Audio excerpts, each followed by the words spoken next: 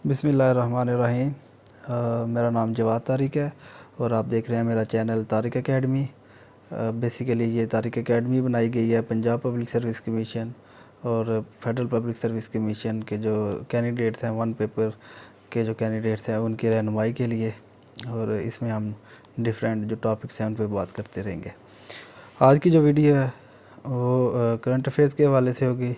और इसमें हम डिस्कस करेंगे इसराइल फ़लस्तीन का जो कॉन्फ्लिक्ट है। आजकल बड़ा हाईलाइटेड सा ये कॉन्फ्लिक्ट है। मस्जिद अक़सा में जो कुछ हो रहा है या फ़लस्तीन में जो कुछ हो रहा है, जो बमबारी फ़लस्तीनियों पे हो रही है, उसके तनाजुर में हम देखने की कोशिश करेंगे कि ये अरब और इसराइल का जो कॉन्फ्लिक्ट है या फ़लस्तीन और इसराइल का जो कॉन्फ्लिक्ट है ये कहाँ से ओरिजिनेट हुआ, क्या क्या इसमें डेवलपमेंट्स हुई और किस तरह आज जो है ये इस नैज तक पहुँचा है। तो हम बात करते हैं आज से सैकड़ों साल पहले की, जब कभी किसी ज़माने में कुछ यहूदी जो हज़रत मूसा के पैरोकार हैं वो फ़लस्तीन वाले इलाके, इस इलाके में रहते थे। आज से ये तकरीबन हज़ारों साल पहले की बात है। उसके बाद ये जो यहूदी हैं ये यहाँ से माइग्रेट हो गए, यूरोप में चले गए। यूरोप में मुख्तलिफ़ जो वहाँ पे कंट्रीज़ हैं, फ्रांस है, स्पेन है, स्वीडन है, पोलैंड है, इटली, जर्मनी, ये यहूदी जो है ये वहाँ पे माइग्रेट होके वहाँ पे चले गए और ये सदियों से वहाँ पे रहते रहे टिल के लेट 1800 में, 18th सेंचुरी में जो है इन्होंने महसूस किया यहूदियों ने कि हमें वापस जो है अपना फ़लस्तीन का जो हमारा इलाका है या उनका जो उस टाइम पे जहाँ पे वो रह के गए थे उस इलाके में वापस जाना चाहिए और वहाँ पे जाके जो है वो एक आज़ाद रियासत का क़याम अमल में लाना चाहिए। उसके लिए यहूदी तब से ही साजिशें करना इन्होंने शुरू कर दी और वक़्त आन पहुँचा वर्ल्ड वार वन का। वर्ल्ड वार वन में जर्मनी का साथ दिया सल्तनत उस्मानिया ने। यह फ़लस्तीन, इराक़, सीरिया, लीबिया, जॉर्डन, ये सारा जो इलाका है जो ये सल्तनत उस्मानिया प्रेजेंट डे तुर्की जो है इसके कंट्रोल में आता था। सल्तनत उस्मानिया बहुत बड़ी एक सल्तनत थी और ये सारे मुल्क जो हैं ये सल्तनत उस्मानिया का हिस्सा हुआ करते थे। तो वर्ल्ड वार वन जब हुई 1914 में जब स्टार्ट हुई तो सल्तनत उस्मानिया ने उस वर्ल्ड वार वन में जर्मनी का साथ दिया और इन्होंने एक लड़ाई लड़ी जो ब्रिटिश, फ्रांस और स्पेन वगैरह के ख़िलाफ़ इन्होंने लड़ाई लड़ी। इस जंग में सल्तनत उस्मानिया को और जर्मनी को शिकस्त हुई और तुर्की प्रेजेंट डे जो सल्तनत उस्मानिया का जो मुल्क तुर्की है इसके अपना टुकड़े कर दिए गए और डिफरेंट टुकड़ों में जो है वो बांट दिया गया। इराक़ को अलहदा कर दिया गया, लीबिया को अलहदा कर दिया गया, फ़लस्तीन, जॉर्डन, सीरिया, ये तमाम मुल्क जो हैं ये सल्तनत उस्मानिया में से काट के निकाले गए। सल्तनत उस्मानिया को जब टुकड़ों में तकसीम किया गया तो जो फ़लस्तीन का एरिया था यहाँ पर जो है वो इसकी निगरानी के लिए बरतानिया जो है, यूके जो है, इसको मैंडेट मिला कि वो निगरानी करेगा फ़लस्तीन के जो एरिया है या फ़लस्तीन का जो इलाका है इसकी। लेकिन इस सारे मामले के दौरान जो है यहूदियों की, क्योंकि यहूदियों ने जो है यहूदियों ने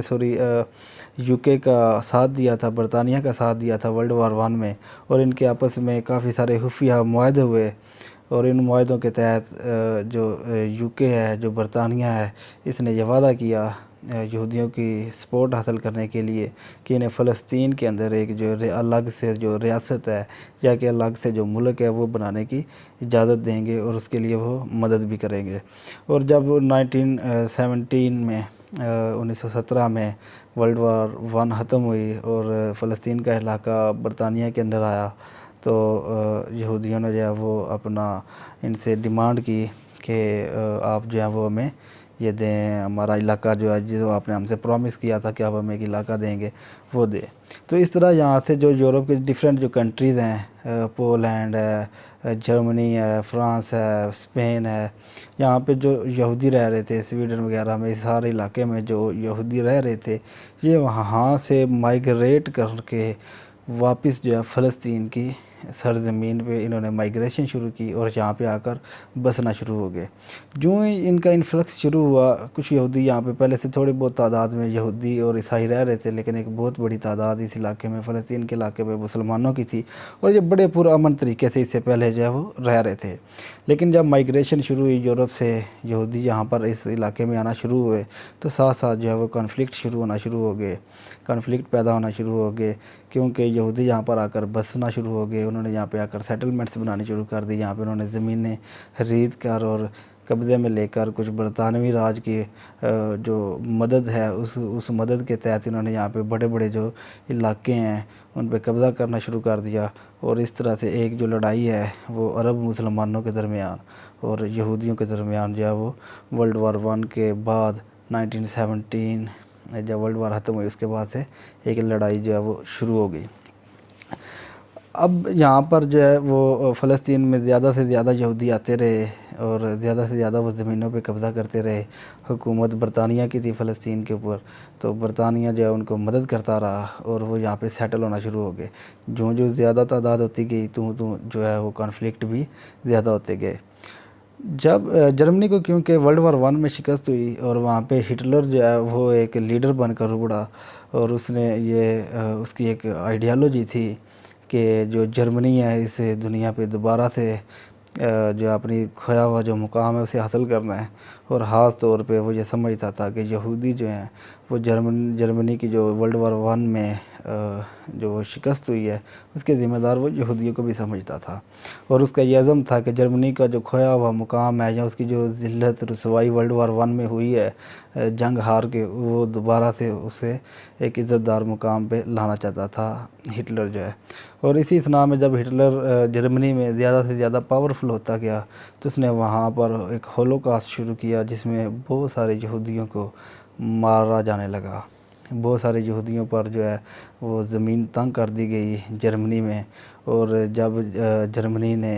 वर्ल्ड वार 2 शुरू की और शुरू में क्योंकि वो इलाके कब्ज़े करते गए तो जो भी रास्ते में उनके फ़्रांस में अगर उन्होंने कब्ज़ा किया तो फ़्रांस में जहाँ पे भी यहूदी नज़र आए या जो भी यहूदी था उसे मार दिया जाता था। और इस तरह से लाखों यहूदी जो हैं वो यूरोप के अंदर मारे जाने लगे। जब ये लाखों यहूदी यूरोप के अंदर मारे जाने लगे तो ये जो बच्चे कुचे यहूदी थे ये वहाँ से भागकर फ़लस्तीन आना शुरू हो गए, क्योंकि यहाँ पर उन्हें बरतानिया की हुकूमत थी और बरतानिया के ज़ेर साया वो यहाँ पर सेफ़ थे, यहाँ पर वो सिक्योर थे। जबकि यूरोप के अंदर वो बिल्कुल भी सिक्योर नहीं थे। वहाँ पे हिटलर और जो नाज़ी हुकूमत थी, जो नाज़ी जर्मनी की हुकूमत थी या उनके जो अलाइज़ थे उन वो यहूदियों को चुन चुन कर मार रहे थे। अब क्योंकि जब वहाँ से भागकर फ़लस्तीन में आना शुरू हो गए तो एक बहुत ज़्यादा यहाँ पे क्राइसिस डेवलप होना शुरू हो गया। तो इस तरह ये जो जर्मनी से और जर्मनी के ज़ेर तसल्लुत जितने भी मुल्क थे वहाँ से ये यहूदी भागकर फ़लस्तीन आना शुरू हो गए। और जो ये इमिग्रेशन ज़्यादा होती गई, जो इनकी तादाद ज़्यादा होती गई, जो लोकल फ़लस्तीनी थे, जो लोकल मुसलमान थे, उनके साथ इनके क्लैश जो हैं वो ज़्यादा होने शुरू हो गए। क्लैश बेसिकली इससे पहले पुरअमन तरीके से भी कुछ यहूदी, ईसाई और बहुत ज़्यादा अरब मुसलमान जो थे वो फ़लस्तीन में रह रहे थे। लेकिन प्रॉब्लम यहाँ पे ये हुआ कि जो अब नए आने वाले यहूदी थे वो इस मकसद के साथ इस इलाके में आ रहे थे कि यहाँ पे उन्होंने एक नई रियासत जो है वो बनानी है, एक नया मुल्क बनाना है, एक नया होमलैंड बनाना है। और उस होमलैंड या उस रियासत का मकसद ये होगा कि वो यहूदियों को वो एक यहूदी रियासत होगी और दुनिया के जितने भी यहूदी हैं उनको वो तहफ़्फ़ुज़ फ़राहम करेगी। अब क्योंकि ये ज़मीन जो थी ये फ़लस्तीन की सारी ये मुसलमानों की थी, यहाँ पे सारे मुसलमान बस रहे थे और ये उनकी मलकियत थी, उनका ये मुल्क था जिसे सल्तनत उस्मानिया से काट के फ़लस्तीन बनाया गया। तो ये क्योंकि उनका अपना ज़ाती मुल्क था तो वो उन्होंने इस जो इमिग्रेशन थी, जो इन्फ्लक्स था यहूदियों का यूरोप से यहाँ पे, उसको इन्होंने जो है वो अपोज़ करना शुरू किया। और जब इन्होंने अपोज़ करना शुरू किया तो इनकी जो लड़ाइयाँ वहाँ पे शुरू हो गई। लेकिन क्योंकि फ़लस्तीन का जो इलाका था ये सारा इलाका यूके के अंडर था बरतानिया के अंडर था, और बरतानिया क्योंकि यहूदियों को उनकी साजिशों के बदले में और उनके जो खुफिया मुआहदे हुए थे उनकी पासदारी के लिए कमिटेड था कि उसने यहाँ पे जो है वो फ़लस्तीन के अंदर एक यहूदियों के लिए एक अलग से इलाका कायम करना है, जिस इलाके में वो जो है अपनी जो रियासत है यहूदी रियासत उसका यहूदी रियासत बना सकेंगे। तो 1948 में जब ये वर्ल्ड वार टू जब ख़त्म हुई तो अगेन जो मैंडेट है फ़लस्तीन का वो बरतानिया के पास गया, और 1948 में जो यहूदी थे इस इलाके में उन्होंने अपना जो है वो ऐलान किया एक नई रियासत का, और इस रियासत को उन्होंने इसराइल का नाम दिया, जिसे यूनाइटेड नेशंस की कुछ जो हैं वो कुछ रेजोल्यूशन का बहाना देकर कुछ सपोर्ट हासिल कर यूनाइटेड नेशंस से और कुछ यूरोपियन जो मुल्क हैं उनकी सपोर्ट हासिल करके इसे एक कोशिश की गई लीगल करने की, इस गैर कानूनी रियासत को लीगल बनाने की कोशिश की गई। और इस तरह 1948 में जो है ये रियासत वजूद में भी आई, और जो ये रियासत वजूद में आती गई तो साथ ही जो है वो अरब इसराइल का जो कॉन्फ्लिक्ट है वो इस इलाके में स्टार्ट हो गया। एक साइड पे तकरीबन जो सारे इससे बाउंड्रीज इसराइल की बाउंड्री या फ़लस्तीन की बाउंड्री के साथ लगने वाले सारे जो अरब मुस्लिम ममालिक थे जिनमें सीरिया है, इराक़ है, शाम है, जॉर्डन है, लीबिया है, सऊदी अरब है, और भी जितने भी अरब ममालिक जो मुस्लिम कंट्रीज़ हैं उन्होंने इस रियासत को इस इसराइल की रियासत को नाजायज़ रियासत करार दिया, और इस तरह से एक जो कॉन्फ्लिक्ट है वो 1948 से स्टार्ट हुआ। ये कॉन्फ्लिक्ट 1948 में जंग भी हुई और अरब और इसराइल के दरमियान, और वो जो जंग हुई उसमें जो है वो तकरीबन इसराइल पे दोबारा कब्ज़ा हासिल ना कर सके। हालात दिन ब दिन ख़राब होते गए। इसराइल के जितने भी जो यहूदी थे इस इलाके में जो आए थे वो मज़ीद ज़मीनों पे कब्ज़ा करना शुरू कर दिया, मज़ीद लैंड पे उन्होंने कब्ज़ा करना शुरू कर दिया, और अपनी बाउंड्रीज़ वो फैलाना ही उन्होंने शुरू कर दी। वो छोटी छोटी सेटलमेंट्स बनाते, एक गाँव आबाद करते छोटा सा, और उस छोटे से गाँव की वो जो उसके साथ ज़मीन है उसको आहिस्ता आहिस्ता एक्सटेंड करना शुरू कर दिया उन्होंने। ये हालात तकरीबन 1967 तक चलते रहे, 1967 तक यही हालात चलते रहे। आहिस्ता आहिस्ता से वो अपनी सेटलमेंट्स बनाते रहे यहूदी वहाँ पर, और अपने कदम जो हैं वो मजबूत करते रहे। अमेरिका और बरतानिया जो है ये उनके साथी बन गए, ये उनके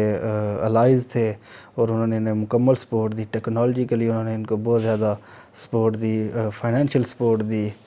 पैसा दिया उन्होंने यहूदियों को, और उसके साथ साथ उन्होंने टेक्नोलॉजी भी दी यहूदियों को। 1967 तक जो है ये यहूदी रियासत जो है ये अपने पैरों पर खड़ी हो चुकी थी। अपने पैरों पर खड़ी होने के साथ साथ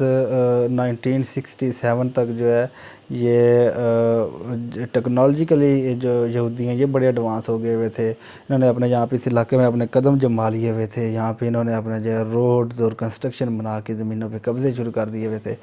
और इस तरह से 1967 की वार हुई। 1967 तक जो है वो ये तकरीबन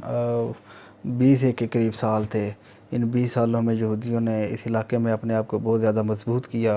अमेरिका, बरतानिया और यूरोप की जो दूसरी फ्रांस, स्पेन जो थे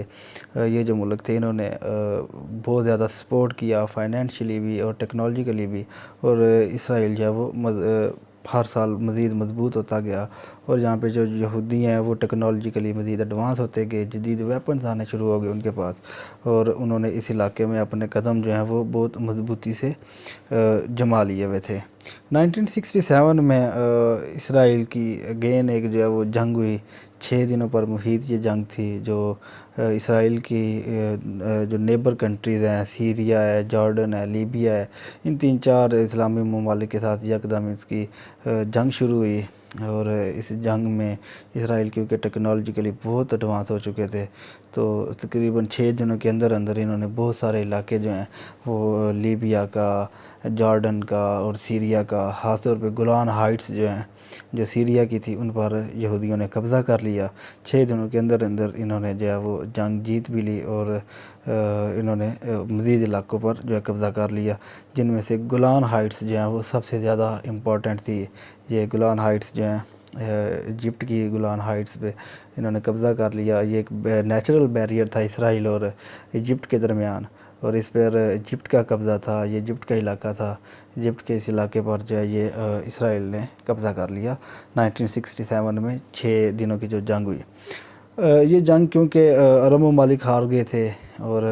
मज़ीद जो है वो यहूदी जो है इस इलाके में वो मज़ीद उन्होंने अपने पंजे गाड़ लिए, मज़ीद वो दिन ब दिन अपने आप को मज़ीद स्ट्रॉन्ग करते गए। और सबसे जो मेन चीज़ थी वो ये थी कि ये मज़ीद ज़मीन काबिज़ करते गए, मज़ीद इलाके जो हैं वो अपने मुल्क में शामिल करते गए। एक ये गांव आबाद करते किसी भी जगह पे, फिर गांव से ये इसको शहर में कन्वर्ट करते, शहर से फिर उसको ये एक मेट्रोपॉलिटन सिटी में कन्वर्ट करके, और इस तरह ये जो है मज़ीद ज़्यादा से ज़्यादा जो है वो जो ज़मीन है उसको काबज़ करते गए। और टिल नाउ अब तक ये तकरीबन 50% से ज़्यादा फ़लस्तीन की जो जगह है उस पर ये काबज़ हो चुके हैं। और अब अगर आप नक्शे पे देखें तो हमें पहले फ़लस्तीन के अंदर इसराइल नज़र आता था, और अब ये हालात हैं कि हमें इसराइल के अंदर, पहले हमें फ़लस्तीन के अंदर इसराइल नज़र आता था, कहीं थोड़ा सा छोटा सा इसराइल था जो फ़लस्तीन के अंदर कहीं छोटा सा एक एरिया था इसराइल का। और अगर अब हम देखें इस मैप को तो हमें जो है वो इसराइल ज़्यादा और इसराइल के अंदर छोटे छोटे हिस्सों में फ़लस्तीन नज़र आता है। और अभी अगर हम मुसलमानों की बात करें तो यहूदियों ने इनको धकेल कर गज़ा स्ट्रिप तक और वेस्ट बैंक तक जो है वो महदूद कर दिया हुआ है, और एक बहुत बड़ा इलाका जो है वो यहूदियों ने अपने कब्ज़े में ले लिया हुआ है। और जिसमें यरूशलेम का इलाका भी जो है वो भी यहूदियों ने अपने अंडर उस पर कब्ज़ा भी कर लिया हुआ है, और वो यहूदियों के अंडर आता है। और यरूशलेम को इसराइल जो है वो अपना कैपिटल बताकर उसकी अप्रूवल भी जो है वो भी तकरीबन पिछले कुछ सालों में अमेरिका, यूरोप और कुछ जो वेस्टर्न कंट्रीज़ हैं उनसे वो यरूशलेम के हक़ में एज अ कैपिटल वो हमायत भी हासिल कर चुका है। अब मामलात ये हैं कि जो फ़लस्तीनी हैं वहाँ पे उनके साथ बड़ा जुल्म ज़्यादती हो रहा है वहाँ पे। और इसराइल क्योंकि टेक्नोलॉजी के लिए बहुत ज़्यादा एडवांस है, इनकी आर्मी बहुत ज़्यादा वेल कैपेबल आर्मी है इनकी। पंजाबी में कहते हैं खाते पीते, तो अब ये खाते पीते हैं वहाँ पे, और फाइनेंशियली बड़े स्ट्रॉन्ग हैं। और इनके जो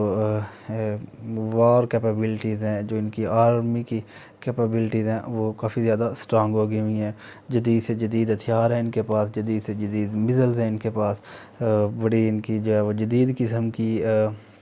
एयर फोर्स है और वेल ट्रेंड आर्मी है इनकी। और उसके मुकाबले में अगर हम फ़लस्तीनियों की बात करें तो जो फ़लस्तीनी इलाके हैं वो आप वहाँ पे माशी हालात बहुत ज़्यादा उनके जो है वो ख़राब हो चुके हुए हैं। उनको खाने पीने के लिए जो अशिया है वो मुयसर नहीं है, और जब दिल करता है यहूदियों का उनका खाने पीने का सामान बंद कर लेते हैं, उनके रोड्स बंद कर देते हैं, उनको ब्लॉक कर देते हैं। और ना वहाँ पे तालीम का कोई निज़ाम बचा है वहाँ पे, ना कोई वहाँ पे पॉलिटिकली जो इंतज़ामी ढांचा है वो भी वहाँ पर काम नहीं कर रहा। और माशी हालात जो हैं वो बहुत ज़्यादा ख़राब हो चुके हुए हैं, तालीमी पॉलिटिकल ये सारे जो मामलात हैं जो वहाँ पे बहुत ज़्यादा ख़राब हो चुके हुए हैं। इस सारे मामले के अंदर अगर हम एक चीज़ नोट करें तो वो ये है कि जो मस्जिद अक्सा है उसके ऊपर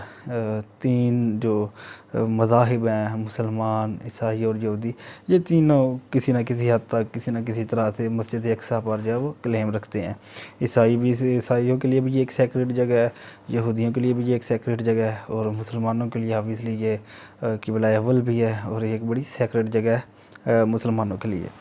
तो ये तीनों मज़ाहिब का ये जो है वो एक सेंट्रल पॉइंट है। और मस्जिद अक्सा पे जो है वो जो फ़लस्तीन के लोग हैं वो यरूशलेम को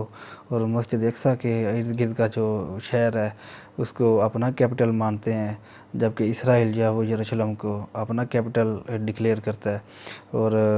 दोनों पार्टीज़ का जो अब तनाज़ा है मेनली फ़लस्तीन पे तो है ही है, वो जो जगह है उस पर भी है ही है, लेकिन अब ये जो तनाज़ा है ये सिमट कर जाए ये लेकर आ गए हुए हैं यरूशलेम तक। यरूशलेम में जो अभी रिसेंटली ये जो एहतजाज हुए या ये जो मार कुटाई वहाँ पे शुरू हुई है, इसका बेसिकली जो फ्लैश पॉइंट था वो ये था कि कुछ लोग यरूशलेम में, कुछ फ़लस्तीनी फैमिलीज़ जो हैं वो यरूशलेम में काफ़ी अरसे से रह रही हैं, उनके वहाँ पे घर हैं और वो उस घर में काफ़ी देर से रिहाइश पज़ीर हैं। लेकिन वहाँ पे क्या हुआ है कि कुछ यहूदियों ने केस किया हुआ था अपनी सुप्रीम कोर्ट में, और उनकी सुप्रीम कोर्ट ने वो जो फ़ैसला है वो यहूदियों के हक़ में सुना दिया है, और अब उनको वहाँ से बेदखल करने की कोशिश की जा रही है। वो जो वहाँ पे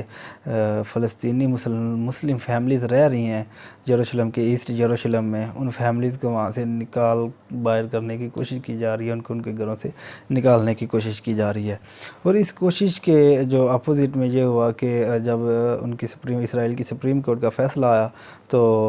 अपोजिशन में वो जो वहाँ पे हैं वो एहतजाज शुरू हुआ, और इस तरह से मामला जो हैं वो एस्केलेट होना शुरू हो गए। 27 रमज़ानुल मुबारक को, क्योंकि नॉर्मली जो है वो लैलतुल क़द्र की रात मानी जाती है, तो एक काफ़ी ज़्यादा तादाद में मुसलमान जो थे वो मस्जिद अक़सा में इकट्ठे थे, और वहाँ उसके लिए काफ़ी ज़्यादा तादाद में जो लोग हैं वो इकट्ठे थे मस्जिद अक़सा में नमाज़ तरावी के लिए। और वहाँ पर जो है वो इसराइली पुलिस और आर्मी ने वहाँ पर हमला किया और वहाँ पे उनको निकालने की कोशिश की। बेसिकली इसराइल ने वहाँ पे, क्योंकि वो उस इलाके को कंट्रोल कर रहे हैं, तो उन्होंने वहाँ पे इजाज़त दी हुई थी कि ये तकरीबन जो है वो 10,000 के करीब जो है वो नमाज़ी यहाँ पे नमाज़ अदा कर सकेंगे, इससे ज़्यादा लोगों को वहाँ पे नमाज़ अदा करने नहीं देंगे। तो लेकिन ये क्योंकि 27वीं रमज़ान की रात थी तो काफ़ी ज़्यादा लोग वहाँ पे इकट्ठे थे, तो इसराइल के जो यहूदी जो आर्मी है और जो उनकी पुलिस है उसने वहाँ पे उसको जो है वो हाली करने की कोशिश की, और इस तरह से एक तसादम जो है वो क्रिएट हो गया फ़लस्तीनियों और इसराइल के दरमियान, मुसलमानों के दरमियान और यहूदियों के दरमियान। इस सारे मामले को थोड़ा सा और एस्केलेशन इस तरह से मिली कि जो ही ये मस्जिद अक़सा के अंदर जो बेरहमती की हुई, तो जो हमास है उसने भी अकॉर्डिंग टू मीडिया कुछ रॉकेट्स फायर करने शुरू किए इसराइल की जानिब, और इसराइल ने जो है वो अपनी हवाई ताकत को इस्तेमाल करते हुए फ़लस्तीन के जो इलाके हैं वहाँ पे बमबारी शुरू कर दी है, और अब तक काफ़ी ज़्यादा लोग जो हैं वो इंजर्ड भी हो चुके हैं, काफ़ी ज़्यादा लोग शहीद भी हो चुके हैं। और सारा जो इस मामले का क्रक्स है वो यही है कि इसराइल जो है वो कोशिश कर रहा है कि वहाँ पे जो फ़लस्तीनी मुसलमान हैं उनको किसी तरह से ख़त्म कर दिया जाए, उनको किसी तरह से निस्त नाबूद करके इस पूरे इलाके के ऊपर वो ग्रेटर इसराइल जो है उसको, उनका जो ख्वाब है, उनका जो मकसद है उसको तकमील कर सके। थैंक यू, अल्लाह हाफ़िज़।